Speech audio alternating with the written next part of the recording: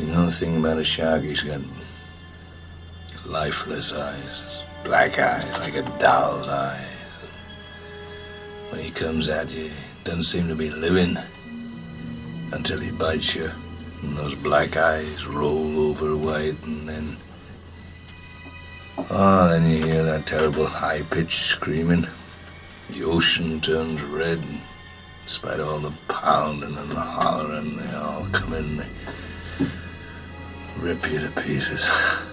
We all know by now that Jaws is a classic, one of the best horror films ever made, and the event that catapulted Steven Spielberg to the top of the Hollywood pyramid. But why does Jaws work so well? There are many different factors. The timeless storytelling trope of man conquering his greatest fear. We know all about you, Chief. You don't go in the water at all, do you? Some bad hat, Harry. The brilliant casting and performances. Give me your hands. Dogfish. You got a $5,000 net. You got $2,000 worth of fishing, and along comes Mr. Whitey. By the time he's finished with that net, looks like a kiddie scissor class has cut it up for a paper doll. You got city hands, Mr. Hooper. Been counting money all your life. All right. Hey, I don't need this. I don't need this working class hero crap. You're not going to do this aboard the ship, are you, Mr. Quinn? The very deliberate choice to show as little of the shark as possible, allowing the minds of the audience to imagine much worse than the filmmakers could ever show.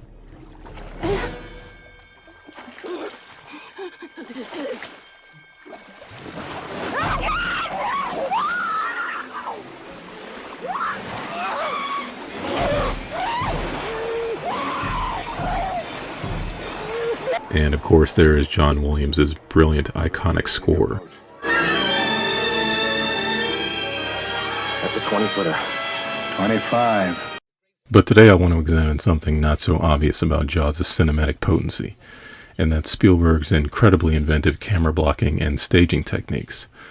For those who don't know what camera blocking is, it's the interplay between the camera and the actors in the scene, where they are in relation to each other moment to moment as the scene progresses. One of Spielberg's hallmark techniques is the oneer, one long extended take where he uses many different camera positions without any cuts, using each camera position to advance story, character, and theme. In other words, he edits the scene in camera, on the set. This is a high-wire act of filmmaking because you can't change or fix anything in post-production with editing. Pretty much what you've shot is what you end up with, for better or worse. Very few filmmakers have the skill or courage to attempt this. There's one such scene in Jaws that's my favorite and a perfect example of this technique. During the scene where Brody and Hooper are trying to convince the mayor to close the beaches because of the shark attacks. A good director uses the camera not only to show the events of the story, but to develop the characters, advance the plot, and continually hammer home the theme. In terms of character, Chief Brody, the moral rock of the movie, dealing with not only his responsibility for the safety of Amity citizens, but his fear of the ocean. Similarly, Hooper is also looking out for the people of Amity, but he is much more desperate to prove his worthiness as a shark expert, and someone who can deal with the problem. Mayor Vaughn is a proud man who stubbornly refuses to acknowledge the shark problem in order to preserve the idea of his town as a peaceful vacation getaway, and he's protecting his own image. This scene is made up of one long take that is 2 minutes and 37 seconds and involves 20 different camera setups or shots. So let's dive in and examine why this is such a brilliant scene. So the first shot starts in a long shot with the three men walking toward the camera. Also notice the backdrop of the ocean in the distance, visually representing what this conversation is all about. It's not just telling but showing, which is good filmmaking 101. And any shark expert in the world will tell you it's a killer, it's a man-eater. Look, the situation is that apparently a great white shark has staked a claim in the waters off Amity Island. And they stop right in front of the camera in a medium shot, with the mayor placed in between Brody and Hooper. This shot accomplishes a couple of different things. Brody and Hooper are in profile, while the mayor faces us, visually signifying that the mayor is in a position of power, while the other two men are weaker and more compromised, since we only see half of them. It also implies the squeeze the mayor is feeling over the recent events. Essentially, he's trapped in between a rock, Brody, and a hard place, Hooper. And he is going to continue to feed here as long as there is food in the water. And there's no limit to what he's going to do. I mean, we've already had 3 incidents. 2 people killed inside of a week, and it's going to happen again. It happened before. The Jersey Beach. 1916, there were 5 people chewed up in the surf. In 1 week. Tell them about the swimmers. A shark is attracted to the exact kind of splashing and activity that occurs whenever human beings go in swimming. You cannot avoid it. If you open the beaches on the 4th of July, it's like ringing the dinner bell, for Christ's Look, sake. Mr. Vaughn. Now here Hooper switches positions, as he's about to talk about the tooth that he pulled from the boat. He steps camera right of the mayor and alongside Brody, being placed in an over-the-shoulder shot, with the mayor and Brody off to the side. This over-the-shoulder visually signifies Hooper's growing impatience and desire to make his point crystal clear, as the mayor is now forced to look at him directly. It also creates another shot. Mr. Vaughn, I pulled a tooth the size of a shot glass out of the wrecked hull of the boat out there, and it was the tooth of a great white. It was Ben Gardner's boat. It was all chewed up. I helped tow it in. You should have seen him. Where is that tooth? Did you see it, Brody? No, I didn't see it. He dropped it. I had an accident. Now this is key, because the mayor wants to see the tooth, and Hooper knows he can't provide it, making it harder for him to prove himself. It's a moment of wounded pride, and this is perfectly signified visually, as Hooper, head down in a moment of defeat, moves back to his original weakened position of profile. And what did you say the name of this shark is? It's a Carcharodon carcharius. It's a great white. But you don't have the tooth. Look, we depend on the summer people here for our very lives. You are not going... Now notice Brody walking away as the mayor digs in his heels, which may seem insignificant, but it's totally representative of his character. Brody is a reluctant hero, someone whose will and determination is constantly tested, and his arc is rising to that challenge, but this doesn't really happen until later. For now, he has a tendency to avoid his problems, the water, the shark, and in this scene, the stubborn mayor. It also creates 2 shots in one, a long shot with Brody in the distance, and a 2-shot with Hooper and the mayor. And this 2-shot reinforces Hooper as the stubborn bulldog who won't let go, desperate to prove himself. If you close those beaches, we're finished. We're not only going to have to close the beach, we're going to have to hire somebody to kill the shark. Brody comes back to join the fight, which any good hero does, creating another 3-shot, but this time with some visual variety as the 3 men are now staggered on different planes. Spielberg is continuing the same pattern, but adding visual variety so that the scene remains interesting to watch. It's repetitive, but never boring. I mean, we're going to have to tell the Coast Guard. Mr. Vaughn, We're going to you have to have get to shark contact the repellent. shark We're going to have to put research extra panel. deputies on because You every have to nut in ring the this world is going to entire come in here. harbor. We can't I don't spend think money either to one of you are familiar with our problem. Getting fed up and wanting to escape the tirade, Mayor Vaughn begins walking away and the men follow, creating a tracking shot.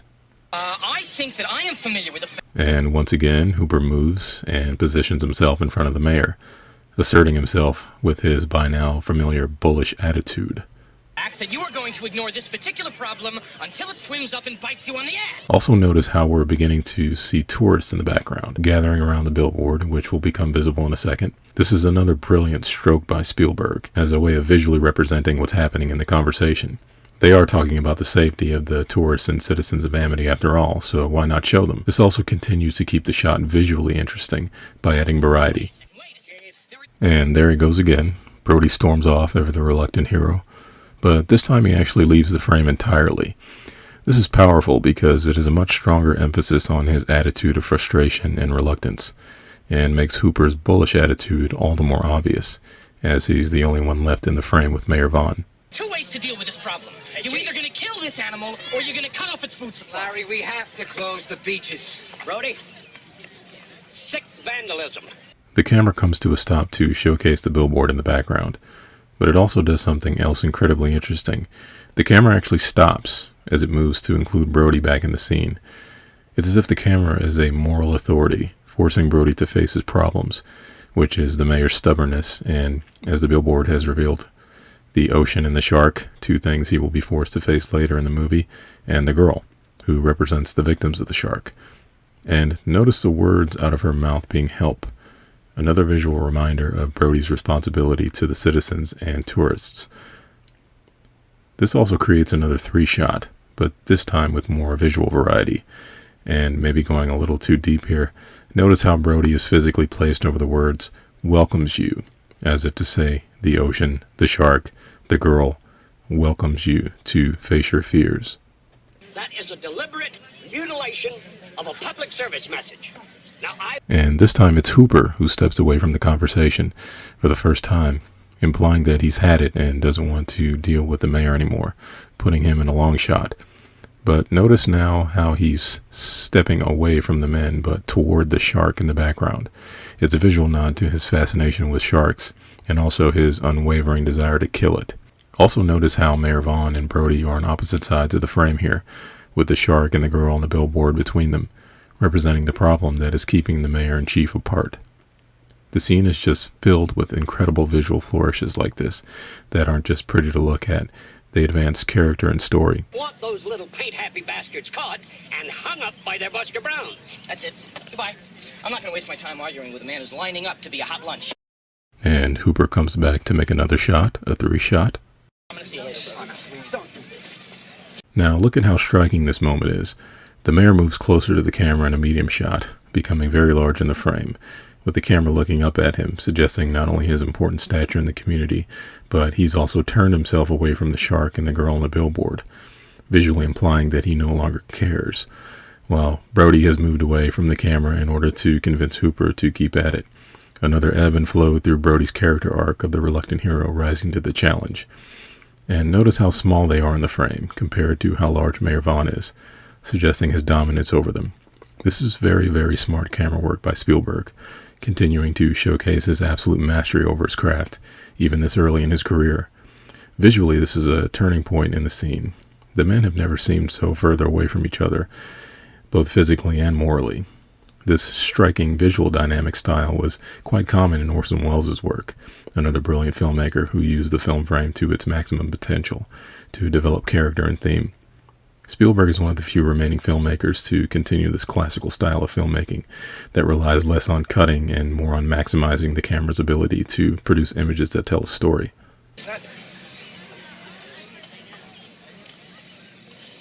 The men come back to meet the mayor, creating another shot, a 3-shot. Mr. Vaughn, what we are dealing with here is a perfect engine, an eating machine. It's really a miracle of evolution. All this machine does is swim and eat and make little sharks. And that's all. Now, why don't you take a long, close look at this sign? And once again, Hooper moves back toward the billboard and the shark, creating another shot, a long shot, while the other two men stay in a 2-shot. Those proportions are correct. Love to prove that, wouldn't you? Get your name into the National Geographic.